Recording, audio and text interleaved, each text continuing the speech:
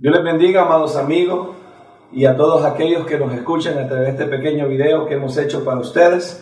Hoy yo quiero hablarles acerca del tiempo de la reforma o el tiempo de la restauración de todas las cosas. Hechos 3:21 nos dice de que es el tiempo de restaurar todas las cosas. En el libro de Hebreos 9, versículos 9 y 10 dice que es el tiempo de reformar todas las cosas. Y en Romanos 12:2 dice que no nos conformemos a este siglo. Eso habla de no dejarnos moldear por las corrientes actuales, por las corrientes de este mundo. Pero nos dice de que seamos transformados. Esa palabra es la palabra griega metamorfosis, que habla de cambio de forma.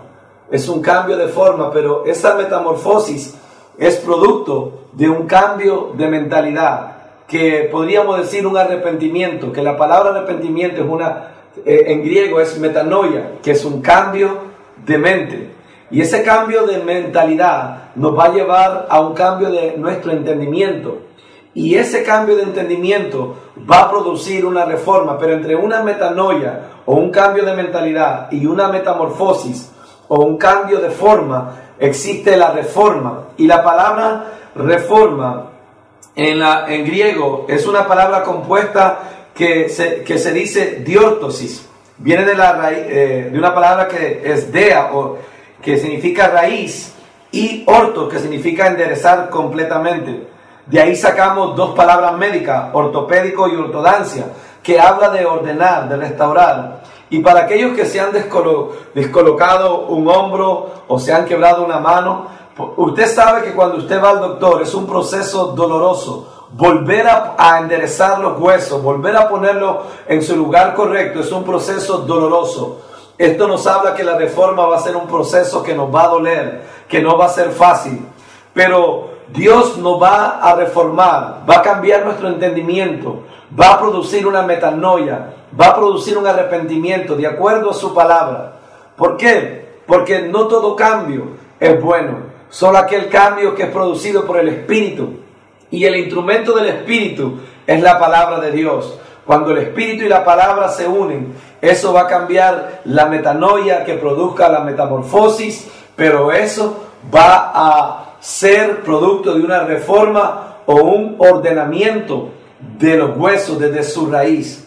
En el libro de Ezequiel, el profeta Ezequiel estaba en medio de un valle de huesos secos y Dios le dice que comience a profetizar vida, que comience a profetizar orden. Y a él profetizar como le fue ordenado, dice que cada hueso se unió con su hueso, que se le formó carne y se levantó una estructura, pero esta estructura no tenía vida. Entonces el profeta Ezequiel se le da la orden de profetizarle al Espíritu para que traiga vida. Esto es lo que Dios quiere hacer en nosotros. No solamente que seamos personas de la palabra, porque la letra mata, pero tampoco podemos ser solamente personas que nos dejemos guiar por el Espíritu. Y entre comillas, yo creo que muchas veces eso del Espíritu son sentimiento y presentimiento humano, del alma humana.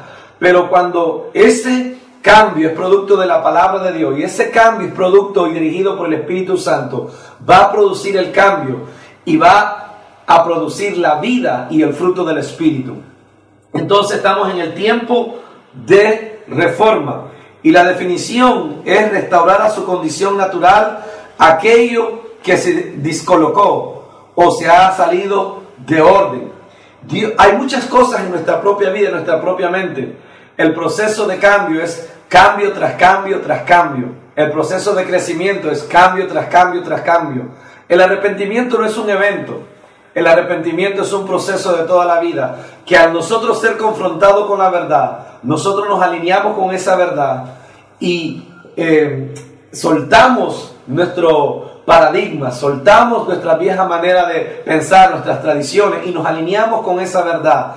Y esa verdad, una vez que la apliquemos y nos volvamos no oidores de la palabra, sino hacedores, va a producir la vida de la palabra. Las promesas de la palabra se van a activar. La Biblia dice que la fe viene por oír y oír la palabra de Dios, pero la fe sin obra es muerta. Pero acuérdense que no hay fe sin la palabra. Podríamos decir que la palabra sin obra es muerta. La palabra podemos decirle amén dentro de las cuatro paredes de la iglesia, pero hasta que nuestra vida no se alinee y se ordene y obedezca la palabra, no va a producir el cambio. Y la Biblia dice en Santiago que nos engañamos a nosotros mismos. Hay dos cosas que podemos hacer con la verdad. Podemos sacrificar nuestro ego, nuestras tradiciones en el altar de la verdad, o podemos sacrificar la verdad en el altar de nuestro ego. Usted decide, amigo. La Biblia dice que solo hay dos maneras de construir esta vida o nuestra casa espiritual. Una es sobre la roca, que es aquel que oye y obedece la palabra, o podemos hacerlo sobre la arena, que dice la Biblia que es aquel que oye pero no obedece. Yo espero que usted sea de aquellas personas que edifiquen su casa espiritual y su ministerio y su vida familiar sobre la roca de la obediencia a la palabra de Dios. Dios les bendiga y oro de que el Espíritu Santo penetre esta palabra en tu corazón y que esa palabra te traiga a un arrepentimiento, a un cambio de mentalidad, a una metanoia que produzca una reforma que, aunque sea dolorosa, te alinea a la verdad que puede producir vida. Porque cuando usted se encuentra con la verdad y aplica esa verdad va a traer libertad. Y donde está la palabra y donde está el Espíritu Santo, ahí hay libertad. Dios los bendiga.